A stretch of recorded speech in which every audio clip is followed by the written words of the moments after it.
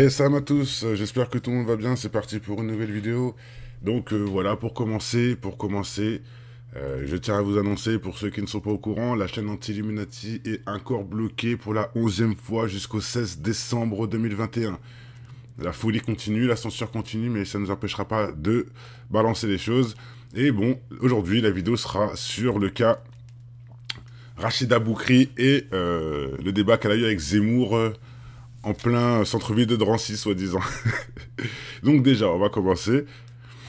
Donc allez, c'est parti. Donc en fait, moi, ce que j'ai compris dans cette grande mascarade produite par Hollywood, Bolloré et compagnie, ce que j'ai compris, c'est qu'en fait, ils essaient de montrer aux Français qui sont un peu, qui sont un peu bloqués sur l'islam et sur l'ouverture des nations.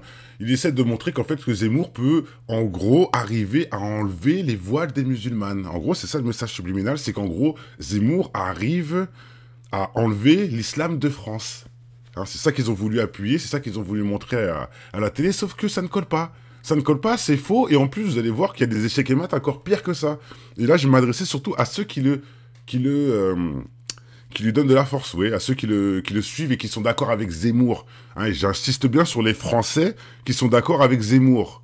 Parce que forcément, hein, pour aller dans son délire, faut être, c'est que lui veut soi-disant sauver la vraie France, etc. La France de souche, alors que la France de souche n'existe pas, puisque la France est gallo-romaine. Hein, la France est un pays gallo-romain, donc déjà il est déjà mélangé dès le début avant que tu sois né. Mais bon, comme tu connais rien, tu parles avec des bêtises pour pouvoir surfer sur l'argent des Rothschild, hein, et surtout pour pouvoir semer la discorde en France, mais ça ne marchera pas. Et on va y aller petit à petit, je commence point par point. Pour commencer, cette fameuse vidéo où cette femme enlève son voile, je vais même pas vous la mettre, je vous laisse aller, si vous voulez, regarder ce débat. Quelque part, ce que cette femme dit n'est pas incorrect, hein. C'est une femme libre, elle fait ce qu'elle veut, nanana. Bon, elle a dit le bon speech, mais il y a des choses qui sont pas logiques. Il y a des choses qui sont pas logiques. Déjà, je comprends pas pourquoi on compare un voile à une cravate. Hein, faut savoir qu'elle, elle a enlevé son voile si Zemmour enlève sa cravate. Mais sa cravate n'est rien de religieux. Sa cravate n'a rien à voir avec le lien sacré du Seigneur, qui est quand même la chose la plus importante de cette planète, entre guillemets, le lien avec le Seigneur. Hein, et pas le voile. Le voile, c'est qu'un objet, même si beaucoup sont bloqués avec ça. Mais comme eux, d'ailleurs, comme Zemmour et compagnie, il faut savoir quand même que c'est quelque chose de, on va dire, spirituel et de sacré. Hein, dans le concept, pas dans l'élément de la matière, hein, qu'on soit bien clair, mais dans le concept spirituel, c'est quand même pour faire une démarche auprès du Seigneur. Donc, ce qu'on aurait pu dire dans une logique, ce serait plutôt de, si vous voulez interdire le voile, hein, pour Rachida, ce qu'elle aurait pu dire, si vous voulez vraiment interdire le voile, hein, au lieu de faire des trucs subliminaux, hein, les enlever, etc., bah, interdisez aussi les kippas. Interdisez aussi les voiles chez les bonnes sœurs. Interdisez aussi les voiles chez les juifs. Puisque ce fumier de Zemmour est juif. Donc quand il est en train de blablater sur l'islam, là, hein, sur les voiles, parce que en gros, il y a un combat subliminal, hein, le bien et le mal, les Rothschild contre l'Empire islamique. Enfin bref, je rigole, mais c'est pas faux. Si on réfléchit bien, c'est complètement incohérent. En sachant que c'est eux, bien sûr, tous les dimanches, qui vont mettre la kippa, et aucun problème, j'en ai aucune honte, hein, sans parler des propos extrêmement graves que Zemmour a sur les femmes. Je vous laisse aller voir, justement, il y a eu pas longtemps un débat sur les chaînes pourries, hein, de C8 et compagnie, où justement on parlait de Zemmour et de sa position envers les femmes. Et une femme disait en France, et je la soutiens, elle disait, en tant que femme, je ne peux pas voter pour Zemmour, vu tout ce qu'il dit sur nous. Et là, je m'adresse à toutes les Françaises. Zemmour, il vous salit. Il est en train de parler du voile devant ses news, mais derrière, les femmes, ça la cuisine, c'est des objets, etc. Je vous jure, c'est un truc de ouf, mais c'est vrai. Hein, ils ont une doctrine où les femmes, voilà, comme je disais, je vais vous redonner l'exemple que j'ai donné à un débat. Vous savez, un jour, j'ai parlé avec des juifs, hein, j'ai plein d'amis juifs, il n'y a aucun problème. Mais bon, là, c'était quelqu'un que je connaissais pas énormément. Je l'ai vu, je lui ai demandé, je vous dis ça vite fait, pour que vous voyez à quel degré il y a un délire avec les femmes. Je lui ai demandé à ce monsieur, bonjour monsieur, je vous ai vu la dernière fois avec beaucoup d'enfants, je voulais savoir, vous avez combien d'enfants? Avec respect, tu sais, aucun problème. Ce monsieur, on parle, il n'y a pas de problème. Il me dit, bah écoute, j'ai 2 enfants. Dans ma tête, je réfléchis, je dis, mais c'est pas possible. Le mec, je l'ai vu, il avait une tripotée d'enfants. C'est pour ça que je lui ai demandé, d'ailleurs, pourquoi il me dit, il a 2 enfants? Je dis, mais monsieur, je vous ai vu, vous avez beaucoup plus d'enfants. Pourquoi vous me dites 2? Il me dit, écoutez, chez nous, les femmes n'existent pas. Les femmes ne se comptent pas. C'est-à-dire qu'il avait au moins 6 enfants, 2 garçons, 4 filles, mais les filles ne comptent pas. Juifs, rabbin, etc., Shabbat et synagogue tous les dimanches. Je vous jure, il m'a dit ça, les femmes ne comptent pas. Donc voilà, pour que vous compreniez un peu où je veux revenir. Bah, Zemmour, il est dans le même délire. Je continue. Qu'est-ce qui s'est passé? On a appris que cette femme, justement, elle est actrice figurante, entre guillemets, et qu'elle travaillait chez Bolloré. Et là, il y a beaucoup de gens qui, bien sûr, sont venus essayer de mélanger ça en fake news, mais je vais vous montrer le truc très grave. Et donc, en fait, ils arrivent avec ce genre de propos. Ils disent, mais non, c'est faux, hein, comme M. Boucault, par exemple, qui dit, on lui reproche de pas mettre le voile alors que c'est faux. En 2016, cette femme était voilée. Donc, regardez bien, hein. Le juin 2016, Rachida Boukri est voilée, avec des lunettes sur la tête. Super, super combo, mais bon, bref. Hein, je me demande d'ailleurs c'est quoi la marque des lunettes, mais bon, ça on s'en fiche, moi je mets des lunettes, j'ai pas honte, mais quand même, mettre des lunettes sur un voile, c'est un peu contradictoire. Mais bon, surtout qu'il n'y a pas de soleil et t'es chez toi.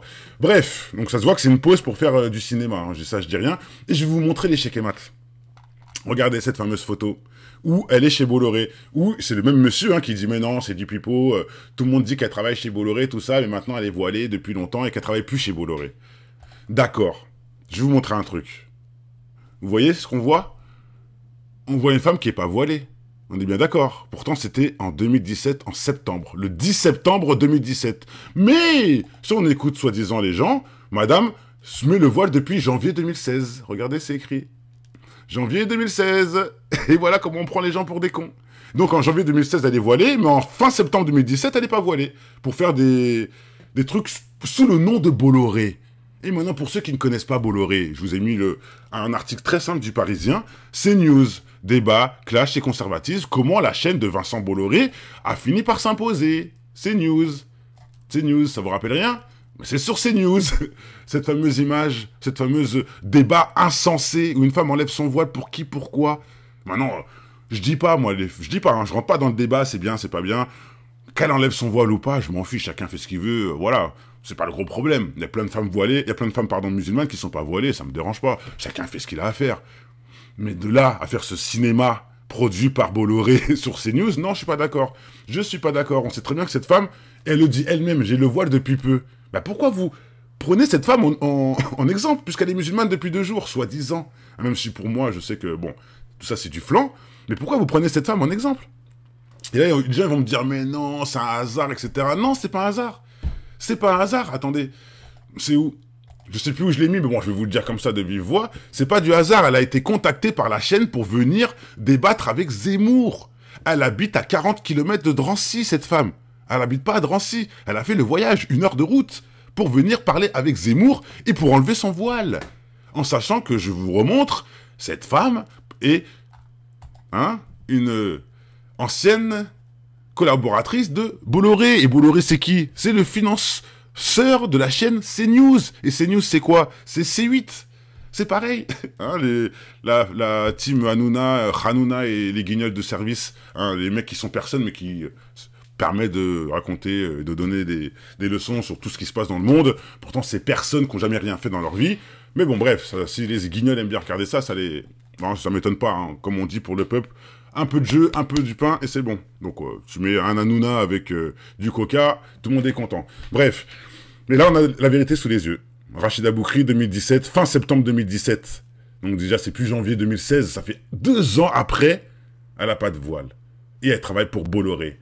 Je répète, 2 ans après. Non, mais c'est important, ça. Parce qu'on peut me dire, oui, mais non, Kemar, elle s'est reconvertie justement parce qu'elle a travaillé avec Bolloré, elle a compris les trucs, nanana, comme quelqu'un d'intelligent aurait fait. Non, non, elle est voilée avant de travailler chez Bolloré. Enfin, avant qu'elle parte de chez Bolloré, pardon. Voilà, vous avez bien compris. 2016, elle est voilée.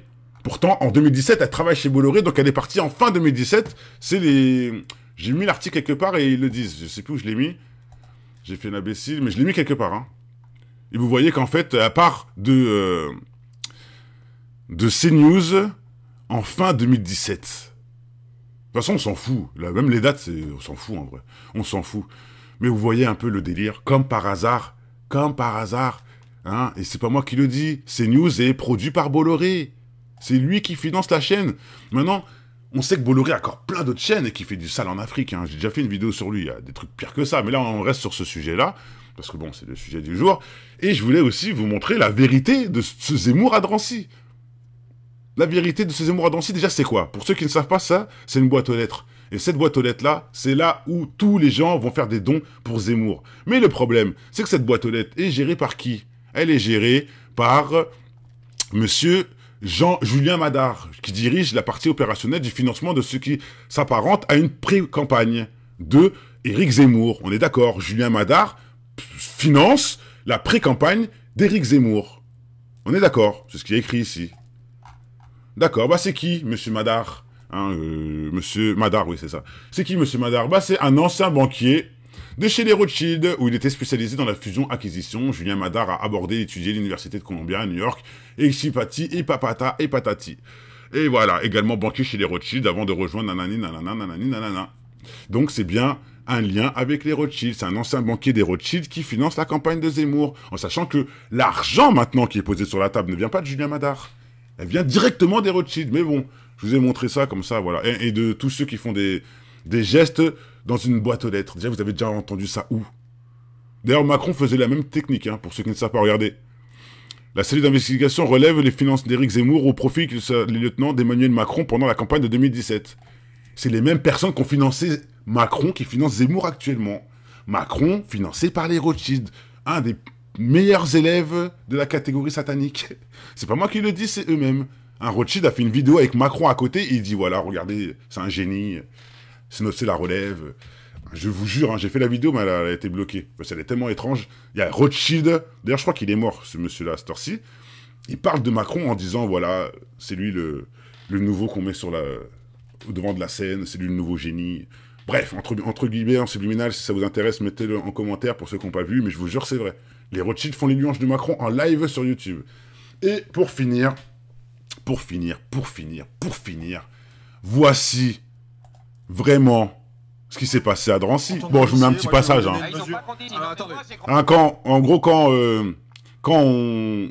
La partie Hollywood avec Rachid dans un endroit où d'ailleurs on n'est pas dehors, hein, c'est un endroit où c'est quand même un peu plus sécurisé, vous voyez, il y a des carreaux, ils sont enfermés quelque part, il y a même des pubs, etc. Il y a des pubs, j'ai même pas remarqué ça d'ailleurs, oh le guignol, j'ai même pas remarqué.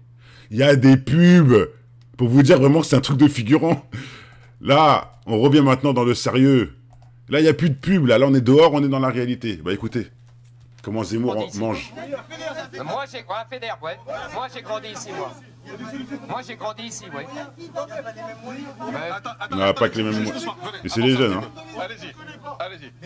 Mais vous êtes haut placé dans la République. Vous avez les moyens, vous, pour mettre bien vos 3 enfants. J'avais aucun moyen, nos moi. parents, ils n'ont pas les moyens. Moi, d'après vous, j'avais moins de moyens que vous, moi. Tu vois, il avait moins de moyens. T'as vu comme il ose dire quoi? Il avait moins de moyens que le jeune de cité en face de lui. Zemmour, qui a fait l'ENA, qui a fait l'Harvard, enfin, qui a fait l'université de je sais pas quoi, il avait moins de moyens que le rebeu qui est en face de lui. Hein, et je vais même pas aller jusqu'au bout, vous allez voir en fait que les gens l'ont clashé au final, les gens l'ont clashé, les jeunes comme les vieux, et surtout le moment où il rentre dans une boucherie halal, tout le monde est en train de crier « Ouh, nul Zemmour !» Tout le monde, voilà quoi, comme d'habitude, hein, tout le monde est en train de le huer. En vrai, cette histoire de... Zemmour va voir les gens dans la rue, a été une catastrophe. Mais ils ont montré juste 2 minutes où ça s'est bien passé pour eux. Tout le reste, Zemmour a goûté. Ils l'ont hué, ils l'ont jeté des bouteilles. J'ai même entendu des... Bref. Voilà, la vérité c'est ça. Mais ils n'ont pas montré ça à CNews, ils n'ont pas montré ça... Bon, bien sûr, là, vous pouvez trouver ça sur Dailymotion. Hein. La vidéo que je vous montre, hein, c'est pas sur YouTube, hein, c'est sur Dailymotion, en sachant que, bon, bien sûr, hein, j'ai essayé de trouver, j'ai essayé de creuser, j'ai eu beaucoup de mal à trouver ce que je voulais vous montrer, et c'était cette fameuse scène où il se fait huer, tout le monde dit Zemmour, pars d'ici, tout ça, quand il rentre dans une boucherie. Je l'ai pas trouvé. Il y a ce petit moment aussi qui est super important, je voulais faire une dédicace à ce monsieur qui s'appelle David Giraud. J'en parle pas souvent, mais il fait du super bon boulot. Je vous laisse aller voir le face-à-face qu'il a fait avec Zemmour, où il lui met que des échecs et maths. Que des échecs et maths. Gros bravo. Je répète à David Giraud, qui est quelqu'un du combat, qui est là depuis longtemps, et j'ai toujours respecté ce monsieur. Ça fait vraiment longtemps que je l'aime bien. Et il y en a plein d'autres, hein, ainsi que des médecins et j'en passe, qui sont du bon côté. Mais voilà, je voulais faire un big up à David Giraud. pour tous les propos qu'il mène et surtout pour... hein, il faut être honnête, c'est un des seuls qui défend l'islam sur les plateaux, produits par Bolloré, hein, tout simplement. Donc voilà, gros big up à lui. Je vous laisse aller voir sa vidéo. Moi, je veux juste dire maintenant 2-3 trucs directement pour les fans de Zemmour. Donc déjà d'une, faut savoir que Zemmour est arrivé en place, pourquoi? Pour sa salition envers les étrangers, quelque part. Donc, quelque part, les gens qui vont le soutenir, c'est les gens qui ont quelque chose contre les étrangers. Mais ce que vous vous rendez pas compte, c'est que s'il est président, ça sera le premier Africain à être président en France. Boum, échec et mat de Dieu, pour commencer. De deux, les Africains eux-mêmes, au bled, soutiennent Zemmour. Et vous croyez qu'ils le soutiennent parce qu'il est raciste? Non, ils le soutiennent juste parce qu'il est africain. C'est-à-dire que toute l'Afrique soutienne Zemmour. Alors que vous êtes là en train de taper sur les Africains, parce que Zemmour, vous croyez qu'il va les virer. Je vous l'ai peut-être mal dit, je vais vous le dire différemment. Les étrangers, les Africains, hein, de préférence, puisqu'il est africain. C'est-à-dire que le raciste qui vote pour lui fait qu'un Algérien sera président. Oui, je sais, c'est d'origine, nationalité, nanani, nanana. Pour les yeux d'un Français, l'origine, c'est la même chose, ça n'existe pas. Alors, on a la problème avec Zemmour qui dit, attendez, madame...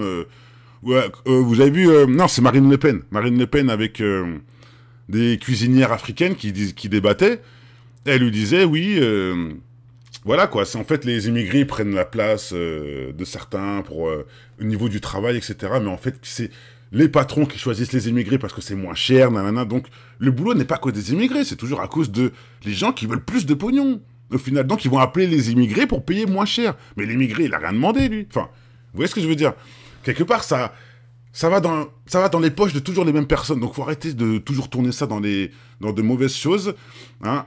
Si Zemmour devient président, je reviens sur ça qui est important. Ça sera le premier Algérien à être président de la France. Ça sera donc le premier Africain étranger à être président de la France. S'il y est, et il ne le sera pas, bien sûr.